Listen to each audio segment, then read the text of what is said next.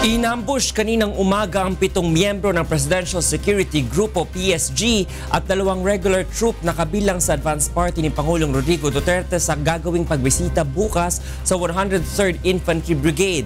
Ngunit sa kabila ng insidente, naniniwala ang Department of National Defense o DND na hindi pa kailangan suspindihin ang writ of habeas corpus privilege gayon din ang pagdeklara ng martial law sa bansa. Ito ang balita ni Brian De Paz.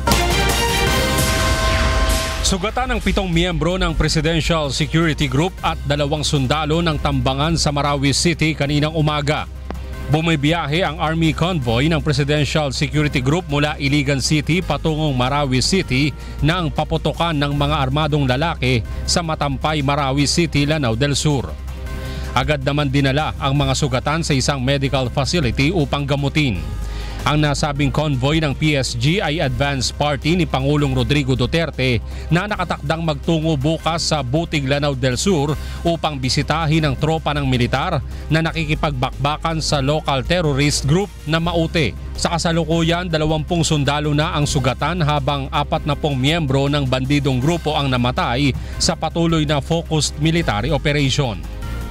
They're pressing up the resistance.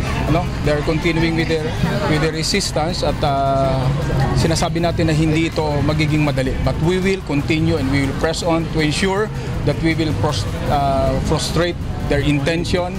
Sa kabila naman ng bakbakan at natagpo ang bomba malapit sa US Embassy, naniniwala si Defense Secretary Delfin Lorenzana na walang pangangailangan ng Pangulo na suspindihin ang writ of habeas corpus at deklarasyon ng martial law.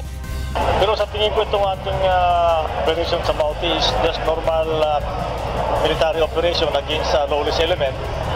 Saka yung nakitang bomba dyan, hindi naman sapat siguro yun na dahilan para suspindihin yung writ of habeas corpus.